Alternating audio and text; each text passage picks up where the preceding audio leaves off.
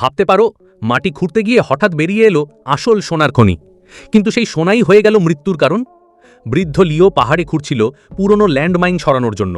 হঠাৎ তার কোদাল শক্ত কিছুর সাথে ঠেকল। মাটি সরাতেই বেরিয়ে এলো চকচকে সোনার টুকরো। সে থামল না, আরও খুঁড়তেই দেখা গেল পুরো পাহাড়টাই আসলে সোনার খনি। লিও ব্যাগে ছোট ছোট টুকরো ভরে শহরে নিয়ে যাওয়ার সিদ্ধান্ত নিল। কিন্তু ফেরার পথে সামনে এলো পরাজিত সেনাদের একটা দল। তাদের নেতা ভিক্টর ব্যাগ খুলে সোনার ঝিলিক দেখে হেসে বলল, এগুলো এখন থেকে আমাদের। কিন্তু লিও চুপ করে থাকল। চোখের কোণে ছিল অদ্ভুত দৃঢ়তা। এক মুহূর্তে কোমরের ড্যাগার বের করে সে সেনাদের আক্রমণ করল।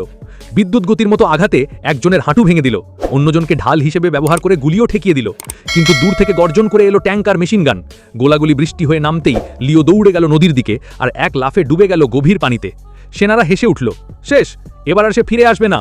কিন্তু তারা জানত না, পানির নিচেই শুরু হতে যাচ্ছে রক্তাক্ত প্রতিশোধ।